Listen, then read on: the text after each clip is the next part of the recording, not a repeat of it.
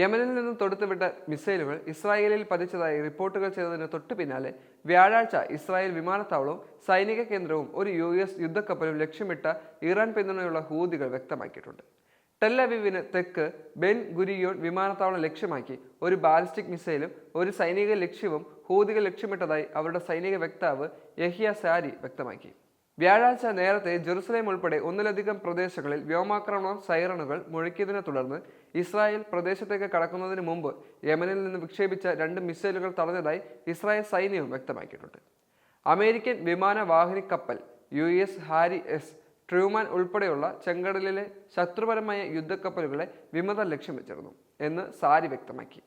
നമ്മുടെ രാജ്യത്തിനെതിരെ തുടരുന്ന US ആക്രമണത്തിനുള്ള പ്രതികാരമായിട്ടാണ് ഇത് എന്നും അദ്ദേഹം പറഞ്ഞു.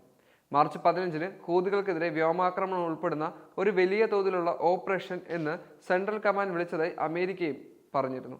ഗാസ യുദ്ധത്തിന്റെ പേരിൽ വിമതർ വീണ്ടും ആക്രമണം നടത്തുന്നുവെന്ന് ഭീഷണിപ്പെടുത്തിയതിനെ തുടർന്ന് ചെങ്കടലിലെയും ഏദൻ ഉൾക്കടലിലെയും പ്രധാന ഷിപ്പിംഗ് റൂട്ടുകളിലെ കപ്പലുകൾക്ക് നേരെ വെടിവെപ്പ് നിർത്തുന്നതുവരെ അമിതമായ ശക്തി പ്രയോഗിക്കുമെന്നും വാഷിംഗ്ടൺ പ്രതിജ്ഞയെടുത്തു. തങ്ങളുടെ നയതന്ത്രങ്ങളിലുള്ള പ്രദേശങ്ങളിൽ ദിവസേന US വ്യോമാക്രമണം നടത്തുന്നതായി ഹൂതികളും റിപ്പോർട്ട് ചെയ്തു. 2 പേർ അവിടെ വെച്ച് കൊല്ലപ്പെടുകയും ചെയ്തതായി റിബൽസ് വ്യക്തമാക്കി.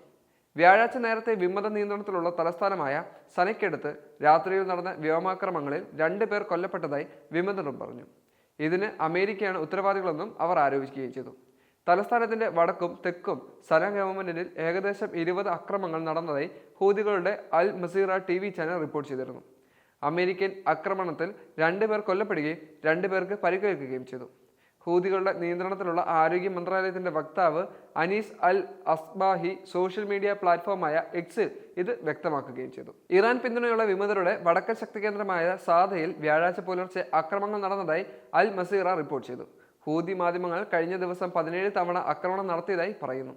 ഈ റെയ്ഡുകൾ എല്ലായ്പ്പോഴും അമേരിക്ക റിപ്പോർട്ട് ചെയ്യുന്നില്ലെങ്കിലും ഒരു US പ്രതിരോധ ഉദ്യോഗസ്ഥൻ ഞായറാഴ്ച AFPയോട് വ്യക്തമാക്കിയത് ഇങ്ങനെയാണ്: യമനിൽ എല്ലാ ദിവസവും രാവും പകലും ഇറാൻ പിന്തുണയുള്ള ഹൂതി കേന്ദ്രങ്ങളിലെ ഒന്നിലധികം സ്ഥലങ്ങളിൽ അമേരിക്കൻ സൈന്യം ആക്രമണം നടത്തുന്നുണ്ട് എന്ന് ഞെട്ടിപ്പിക്കുന്ന കാര്യം അദ്ദേഹം വ്യക്തമാക്കി.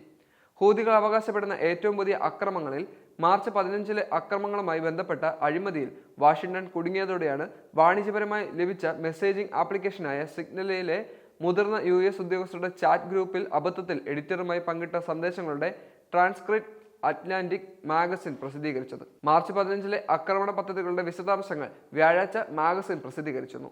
എന്നാൽ വൈറ്റ് ഹൗസ് രഹസ്യ വിവരങ്ങളൊന്നും ഉൾപ്പെടുത്തിയിട്ടില്ലെന്നും നിർബന്ധിച്ചതിനെ തുടർന്ന് ഇതാദ്യം മറച്ചുവെക്കുകയായിരുന്നു.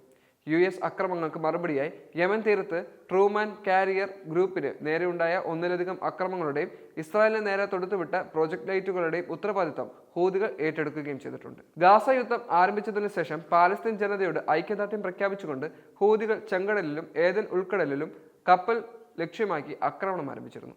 എന്നാൽ ജനുവരിയിൽ ഗാസയിൽ വെടിനിർത്തൽ പ്രാബല്യത്തിൽ വന്നതോടെ അവരുടെ പ്രചരണം നിർത്തുകയായിരുന്നു. ജനുവരിയിൽ പ്രസിഡന്റ് ഡൊണാൾഡ് ട്രംപ് അധികാരമേറ്റതിനു ശേഷം യമനിൽ ആദ്യത്തെ US ആക്രമണത്തിന് തുടക്കമിട്ടു. പാലസ്തീൻ പ്രദേശത്തെ ഇസ്രായേൽ സഹായ ഉപരോധത്തെ തുടർന്ന് സുപ്രധാന സമുദ്ര വ്യാപാര പാതയിൽ ആക്രമണം പുനരാരംഭിക്കുമെന്നും ഈ മാസം ആദ്യം അവർ ഭീഷണിപ്പെടുത്തുകയും ചെയ്തു.